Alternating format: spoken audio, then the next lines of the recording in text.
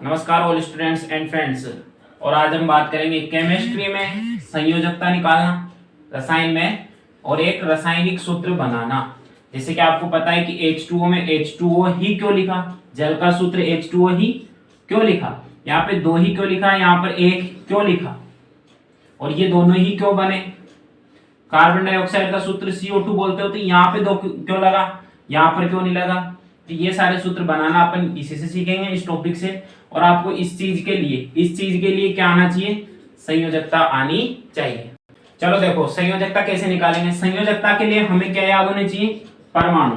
ठीक है, अभी बताया क्या याद होनी चाहिए, परमाणु। देखो परमाणु और परमाणु की स्ट्रक्चर, परमाणु की संरचना कैसी होती है, बीच में होती है नाभिक, जिसमें प्रोटॉन और न्यूट्रॉन प्रेजेंट होते हैं, प्रोटॉन और न्यूट्रॉन। और नाभिक की चारों तरफ कौन चक्र लगाते हैं, इलेक्ट्रॉन चक्र लगाते हैं। और इलेक्ट्रॉन चक्र कहाँ लगाते हैं, कोष में लगाते हैं। जैसे कि नाभिक के जस्ट पहला कोष तो n बराबर 1, दूसरा तो दूसरा कोष, तीसरा तो तीसरा कोष, और इनके नाम भी है KLMNO।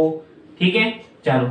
और बीच में जो नाभिक है, और ये क्या है, परमाणु की संरचना। अब इनमें कोषों में इलेक्ट्रॉन भरने के लिए एक सूत्र है, अधिकतम मैक्सिमम इलेक्ट्रॉन्स फिल करने का फॉर्मूला क्या है, 2n²। जैसे कि मैं n बराबर 1 रखूं, पहले कोष की बात करूं तो 2 में रखो, n का मान 1 रखो, 1 का स्क्वायर, तो आंसर क्या आएगा, 2 इंटू 1 का स्क्वायर क्या 2। तो आप मैक्सिमम n बराबर 1 मतलब पहले कोष में मैक्सिमम कितने इलेक्ट्रॉन भर सकते हो, केवल और केवल 2 इलेक्ट्रॉन।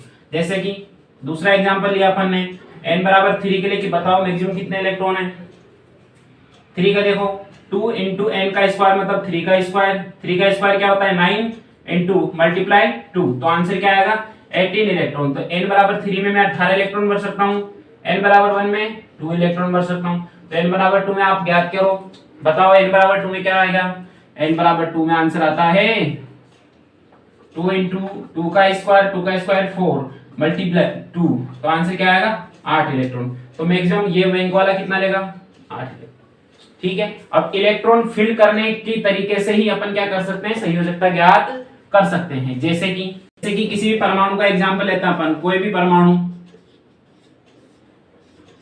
देखो जैसे कि ऑक्सीजन की बात करूं, और ऑक्सीजन नंबर कितने पे आता है, 8 पर आता है। ऑक्सीजन का प्रतीक सिंबल O है, और ऑक्सीजन कितने नंबर पे आता है, 8 पर आता है।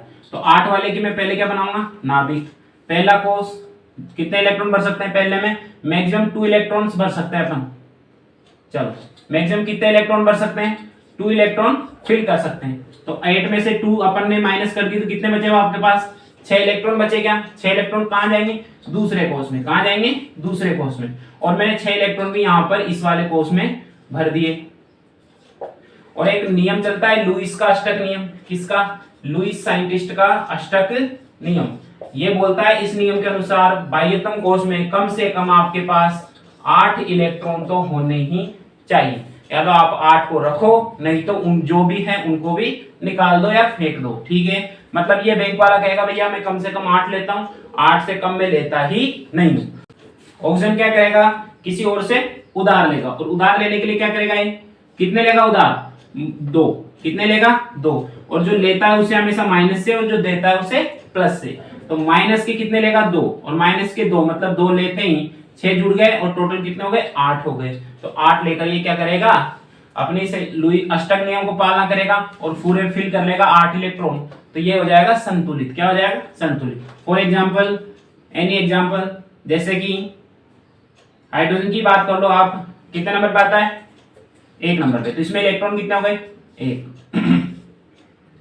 पहले कोष में कितने इलेक्ट्रॉन भरेंगे, 1 ही है, और 2 भर सकते हैं। मैक्सिमम कितने भर सकते हो, 2 भर सकते हो। है कितने इसके पास, 1। तो ये इस 1 को 2 करने के लिए क्या करेगा, या तो ये 2 करने के लिए क्या करेगा, या तो 1 को ले लेता है, या फिर 1 को भी दे देता है। इस 1 को भी दे देगा 0। बैंक वाला कह रहा है, छोटे बैंक वाला, कि मैं कम से कम 2 लेता हूं, ये 1 लेगा या 1 देगा। तो इसकी संयोजकता प्लस माइनस कितनी बोलेंगे, 1 बोलेंगे। कितनी बोलेंगे, प्लस माइनस 1। और एग्जाम्पल की बात करें अपन, एल्यूमिनियम कितने नंबर पे आता है, सोडियम मैग्नीशियम एल्यूमिनियम कितने नंबर पे, 13 नंबर। देखो नाभिक आ गई, क्या आ गई। पहले कोष में कितने भर दिया आपने, 2 इलेक्ट्रॉन पूरे भर दिए। दूसरे में कितने भर दिए, 8 पूरे भर दिए। 2 और 8 10 हो गए कंप्लीट। और थर्ड कोर्स में कितने भरोगे फिर अब आपके पास, है कितने 3 है, कितने हैं 3 बच रहे हैं। अब 3 को 8 करने के लिए कम से कम हमें कितने चाहिए 5 तो चाहिए ही चाहिए, और 5 का उधार बहुत ज्यादा हो जाएगा, आधे से भी ज्यादा तो तुम उधार ले रहे हो। तो ऐसी स्थिति में वो उधार नहीं लेता, वो क्या करता है इन 3 को भी दान कर देता है। और दान करने वाला क्या प्लस कितने करेगा 3, तो एल्यूमिनियम की संयोजकता कितनी हो गई प्लस के 3। आपको इस तरीके से धीरे धीरे संयोजकता निकालना आ जाएगी। आप ऐसे ही एग्जांपल और लेना और वैलेंसी निकालना। जैसे कि क्वेश्चंस लिख लो, सिलिकॉन की संयोजकता, सल्फर की, फ्लोरीन की और सोडियम की, इन सब की आप वैलेंसी निकालना। ठीक है, आपको आंसर मिलेगा, यहाँ पे वीडियो पॉज कर लो, पहले एग्जांपल करो। आंसर मिलेगा क्या प्लस माइनस के 4, माइनस के 2, फ्लोरीन की माइनस के 1 और इसकी मिलेगी प्लस के 1। ये आंसर मिलेंगे, इनको करके देखो आप ऐसे ही।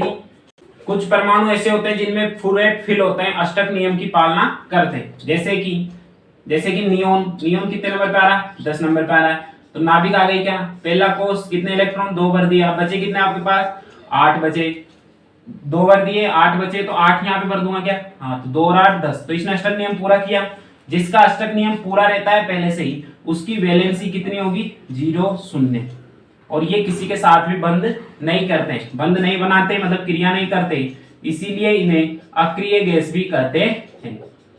अक्रिय गैस या नोजल गैस भी कहते हैं, जो किसी के साथ भी क्रिया नहीं करेंगे, ये मोक्ष प्राप्त करेंगे। क्या करेंगे मोक्ष प्राप्त करेंगे। इसके आगे अपन देखते हैं रासायनिक सूत्र बनाना, और सूत्र बनाने के लिए आपको संयोजकता आनी चाहिए। जैसे कि मैं यहाँ पर कुछ संयोजकता लिख देता हूं। H की है +1, He0 अक्रिय गैस है, लिथियम की है +1, बेरिलियम की है +2, बोरॉन की है +3, कार्बन की है ±4, नाइट्रोजन की है -3, ऑक्सीजन की है -2, फ्लोरीन की है -1, नियोन की है वापिस अक्रिय गैस 0, क्या 0 है ना। सोडियम की है +1, सोडियम मैग्नीशियम की है +2, एल्यूमिनियम की है +3,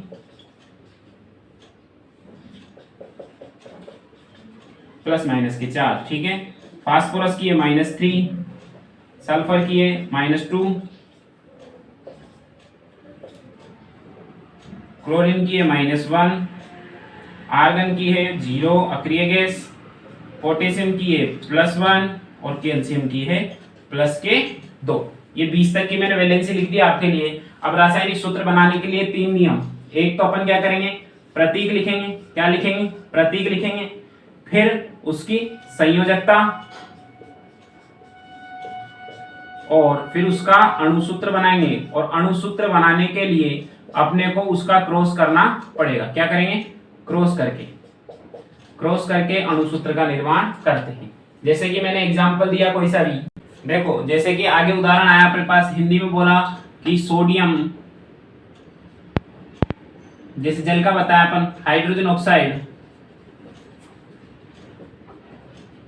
का सूत्र बनाइए, हाइड्रोजन ऑक्साइड का रासायनिक सूत्र बनाइए। तो हाइड्रोजन का प्रतीक आपको पता है क्या होता है H, ऑक्सीजन का प्रतीक होता है O, और हाइड्रोजन की वैलेंसी यहां से आपको ज्ञात करनी है, क्या +1 क्या होती है +1, और ऑक्सीजन की कितनी होती है -2। यहां पर चिन्ह का कोई भी उपयोग नहीं है, ठीक है, केवल इनको क्रॉस कर देंगे। इसके नीचे प्रतीक के नीचे वैसा का वैसा है, इसके नीचे प्रतीक के नीचे वो का वही, मगर इसके प्रतीक के नीचे संयोजकता किसकी होगी विपरीत दिशा वाले की। तो यहाँ पर क्या आएगा 2 और इसके नीचे 1, और 1 लगाना इतना आवश्यक नहीं है। तो हाइड्रोजन ऑक्साइड का सूत्र क्या हो गया H2O, ठीक है। अगला फॉर्मूला देखो, कार्बन डाइऑक्साइड, क्या है कार्बन डाइऑक्साइड। देखो कार्बन का सिंबल आपको पता है क्या है, बोलो C। ऑक्साइड का क्या है, जो समझ में नहीं आ रहा उसको छोड़ दो। ऑक्साइड मतलब ऑक्सीजन, C के नीचे उसकी संयोजकता कहां से लिखेंगे, यहां से लिखेंगे +4, क्या लिखेंगे प्लस, आगे जो रहता है उसके लिए प्लस, बाद वाले को माइनस, और इसकी है -2, कहां से देखोगे यहाँ से ऑक्सीजन की देखोगे -2। क्या ये कट रहे हैं क्या आपस में, अरे सरल करना है, अनुपात को क्या करना है सरल करना है, क्या 2 से कट रहे हैं क्या, 2 1 जा 2 और 2 2 जा 4, 2 1 जा 2 और 2 2 जा 4। तो सिंपल अनुपात सिंपल हो गया इनका, और इस सिंपल वाले को फिर क्रॉस करते हैं अपन, इधर वाले को इधर, इधर वाले को इधर। तो C के नीचे क्या आएगा 1 और O के नीचे क्या आ जाएगा इधर वाली वैलेंसी 2। तो कार्बन डाइऑक्साइड का सूत्र क्या बनेगा CO2। याद रहेगा क्या? चलो आगे देखो अगला उदाहरण कार्बन टेट्राक्लोराइड। क्या है? Carbon tetrachloride. और कार्बन का सिंबल आपको पता है 6 नंबर पे C। टेट्रा का मतलब नहीं है तो कोई दिक्कत नहीं। क्लोराइड क्लोरीन, क्लोरीन कितने नंबर पे आ रहा है 17 नंबर पे आ रहा है, उसकी वैलेंसी है -1। क्या है? Cl प्रतीक है। संयोजकता इसकी तो है +4, इसकी है -1। क्या है कट रहे क्या आपस में? नहीं। तो सरल नहीं हो रहा तो इनका सिंबलों को क्या कर देंगे अपन एक्सचेंज कर देंगे, क्रॉस कर देंगे और C को वैसे के वैसे लिखेंगे, C के नीचे क्या 1 और Cl को वैसे के वैसे और Cl के नीचे क्या लगाएंगे 4। तो ये कार्बन टेट्राक्लोराइड का सूत्र बन जाता है। आपको कैसे भी हिंदी में या इंग्लिश में फॉर्मूले दे दें तो आप वैलेंसी और सिंबल के द्वारा क्रॉस करके उनका फॉर्मूला बना सकते हो। कौन सा फॉर्मूला? रासायनिक सूत्र बना सकते हो। ठीक है, आज के लिए इस वीडियो में इतना ही और अगली वीडियो जरूर जल्दी मिलेगी आपको। धन्यवाद वीडियो देखने के लिए। Thank you so much.